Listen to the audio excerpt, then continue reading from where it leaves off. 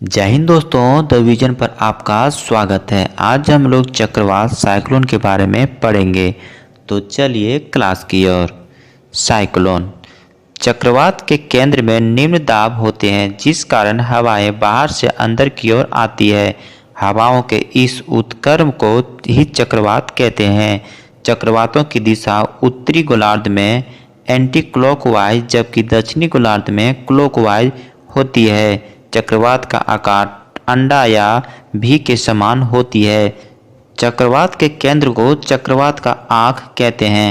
चक्रवात का T scale द्वारा मापा जाता है। उत्तरी गोलार्ध और दक्षिणी गोलार्ध, एंटी क्लॉकवाइज, क्लॉकवाइज।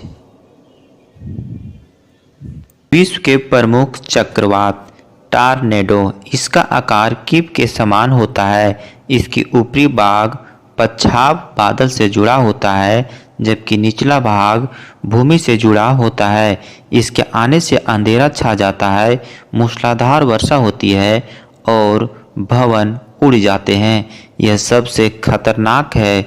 यह अमेरिका में आता है।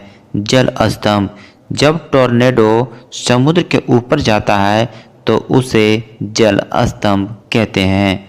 हरिकेन, कैरेबियन सागर। साइक्लोन, बंगाल की खाड़ी। नीलम, बांग्लादेश। टाइफून, चीन सागर। विली, ऑस्ट्रेलिया, प्रशांत महासागर। प्रति चक्रवात, इसके केंद्र में उच्च दाब होता है। हवाएं बाहर की ओर चलती है। यह खतरनाक नहीं होता है। उत्तरी गोलार्ध और दक्षिणी गोलार्ध, उत्तरी गोलार्ध में क्लॉकवाइज और दक्षिणी गोलार्ध में एंटी क्लॉकवाइज चलती है। वायु राशि, एयर मास, वायु के बहुत विशाल परत को वायु राशि कहते हैं। वायु राशि दो प्रकार की होती है, ठंडी वायु राशि तथा गर्म वायु राशि। वायु राशियों के बीच खाली जगह को वाताग्र या फ्रंट कहते हैं। वाताग्र को चक्रवात का सूचक कहते हैं। आर्द्रता, वायु में उपस्थित नमी को आर्द्रता या निरपेक्ष आर्द्रता कहते हैं। वायुमंडल की आर्द्रता लगभग 5% होती है, किंतु आरामदायक वातावरण के लिए 6% आर्द्रता की आवश्यकता है। इसी कारण कूलर में पानी डाला जाता है। आर्द्रता सामर्थ्य, ह्यूमिडिटी कैपेसिटी, किसी वायु द्वारा आर्द्रता ग्रहण करने की अधिकतम क्षमता आर्द्रता सामर्थ्य कहलाता है।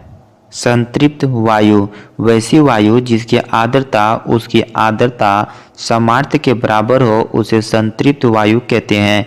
यह और नमी नहीं सोख सकती।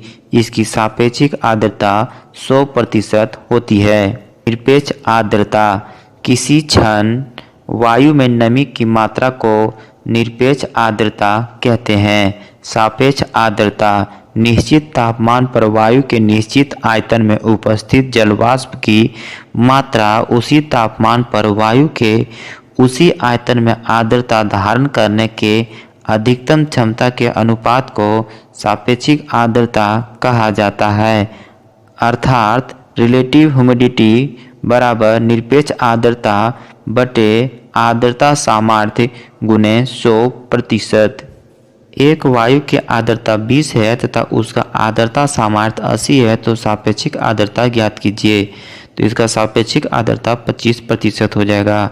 20 चौका 80 और 4 25 से 100, तो 25% इसका आर्द्रता हो जाएगा। वाष्पन, अधिकतम तापमान के कारण जल का भाप बनकर ऊपर उठना वाष्पन कहलाता है। जिस ताप पर जल खौल जाता है उसे क्वथनांक कहते हैं।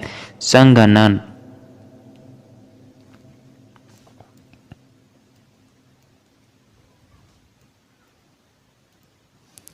संघनन, ठंड के कारण भाप में जल का रूपांतरण हो जाना संघनन कहलाता है।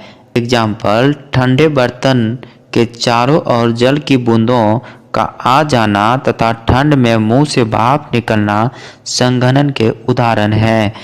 ओस, जब संघनन की क्रिया धरातल पर ही हो जाती है तो उसे ओस कहते हैं। कोहरा, फॉग, जब संघनन की क्रिया धरातल से कुछ ऊंचाई पर हो तो उसे कोहरा कहते हैं।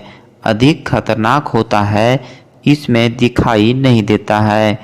कुहासा, यह भी कोहरा के समान ही होता है, किंतु इसमें दृष्टि की क्षमता कोहरा से अधिक होती है। बादल, जब संघनन की प्रक्रिया अत्यधिक ऊंचाई पर होता है तो बादल का निर्माण होता है। पाला या तुषार, यह ओस के समान होता है किंतु ठंड के कारण जम जाता है। इससे बचने के लिए खेत में पानी डाल देते हैं। हिमपात, बर्फीले इलाकों में बर्फ के छोटे छोटे टुकड़े को गिरना हिमपात कहलाता है। औशांक बिंदु, यह तापमान को दर्शाता है। वह तापमान जिस पर संघनन का क्रिया प्रारंभ हो जाए उसे औशांक कहते हैं। केस 1, जब औशांक बिंदु 0 से अधिक होता है तो निम्नलिखित का निर्माण है: ओस, कोहरा, कुहासा, बादल। केस 2, जब औशांक बिंदु 0 से कम होता है तो पाला तथा हिमपात होता है। बादल, क्लाउड, ऊंचाई पर संघनन की क्रिया के फलस्वरूप बादल बनते हैं। वाष्पोत्सर्जन से भी बादल का निर्माण होता है। इसी कारण मरुस्थल में वर्षा नहीं होती है। बादल पृथ्वी पर ऊष्मा बनाए रखता है। इसी कारण बादल वाली रात में ऊष्मा भरी होती है, क्योंकि यह गर्मी को जाने नहीं देती है। संपूर्ण पृथ्वी का 50% क्षेत्र पर हमेशा बादल छाए रहते हैं। बादल, क्लाउड, ऊंचाई पर संघनन की क्रिया के फलस्वरूप बादल बनते हैं। वाष्पोत्सर्जन से भी बादल का निर्माण होता है। इसी कारण मरुस्थल में वर्षा नहीं होती है। बादल पृथ्वी पर ऊष्मा बनाए रखता है। इसी कारण बादलों वाली रात ऊष्मा भरी होती है, क्योंकि यह गर्मी को जाने नहीं देता है। संपूर्ण पृथ्वी का 50% क्षेत्र पर हमेशा बादल छाए रहते हैं। बादल का कम घनत्व तथा श्यानता के कारण उड़ते हैं। समुद्री क्षेत्र पर वर्षा अधिक होता है। समान बादल वाले क्षेत्र को मिलाने वाली रेखा को आइसोनेफ रेखा कहते हैं। ऊंचाई के आधार पर बादलों को 3 श्रेणी में बांटते हैं। बादलों का वर्गीकरण लुक हावर्ड ने किया। ए, निम्न स्तरीय बादल, ये धरातल से 2 किलोमीटर की ऊंचाई पर पाए जाते हैं। दूसरा, मध्य स्तरीय बादल, ये 2 से 6 किलोमीटर की ऊंचाई पर पाए जाते हैं। तीसरा, उच्च स्तरीय बादल, ये 6 से 12 किलोमीटर की ऊंचाई पर पाए जाते हैं। उच्च स्तरीय बादल से वर्षा नहीं होती है। इन्हें 3 भागों में बांटते हैं। पछाव बादल, ये सबसे ऊंचाई पर पाए जाते हैं। ये चक्रवात के सूचक हैं। दूसरा, पछाव स्तरीय बादल, ये दूधिया रंग का होता है। इसके पीछे सूरज छिप जाता है, जिसे प्रभामंडल कहते हैं। तीसरा, पछाव कपासी बादल, ये समूह में पाए जाते हैं। इनसे छाया नहीं बनती। मध्य स्तरीय बादल से भी वर्षा नहीं होती है। इसे 2 भागों में बांटते हैं। पहला, उच्च स्तरीय बादल, इस बादल में लगातार वर्षा होने की संभावना बनी रहती है। दूसरा, उच्च कपासी बादल, इस बादल को पताका मेघ के नाम से भी जाना जाता है। इस बादल से वर्षा नहीं होती है। निम्न स्तरीय बादल से वर्षा होती है। इसे 4 श्रेणी में बांटते हैं। पहला, कपासी बादल, इससे वर्षा नहीं होती है। दूसरा, स्तरीय बादल, इससे वर्षा नहीं होती है। तीसरा, वर्षा स्तरीय बादल, इससे वर्षा होती है। यह भूरे रंग का होता है। इससे धीमी वर्षा लगातार होती है। और चौथा, कपासी वर्षा बादल, इससे सर्वाधिक वर्षा होती है। वर्षा, रेन, संघनन के फलस्वरूप बादल को जल में रूप लेना वर्षा कहलाता है। वर्षा, प्रिसिपिटेशन, वर्षण के रूप में होता है।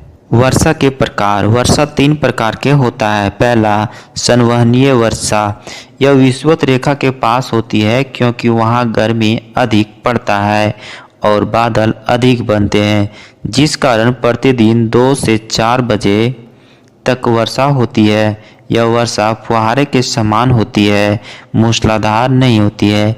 चक्रवाती वर्षा, यह समुद्र के किनारे होती है, क्योंकि समुद्र का जल भाप बनकर बादल बना लेता है और अपने समीप वाले स्थल पर बरस जाता है। इस वर्षा से चक्रवात उत्पन्न हो जाता है।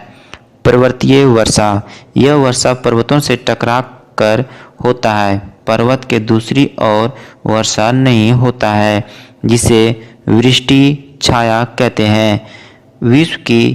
विश्व के अधिकांश क्षेत्र पर पर्वतीय वर्षा होती है। कृत्रिम वर्षा, वायुयान की सहायता से आकाश में सिल्वर आयोडाइड का छिड़काव किया जाता है। यह सिल्वर आयोडाइड आकाश में उपस्थित जलवाष्प के कणों को आकर्षित करके बड़े बादल का रूप दे देती है, जिससे वर्षा हो जाती है। इसे मेघविजन भी कहते हैं। Example UAE. नोट, वर्षा रोकने के लिए आकाश में रॉकेट छोड़ते हैं, जिससे कि बादल बिखर जाता है और वर्षा रुक जाती है। बादल का फटना, अचानक से हुई मूसलाधार वर्षा को बादल का फटना कहते हैं। यह पर्वतीय क्षेत्र में होती है। एग्जाम्पल उत्तराखंड। थैंक यू दोस्तों, अगर वीडियो हेल्पफुल लगा हो तो मेरे चैनल को सब्सक्राइब करें।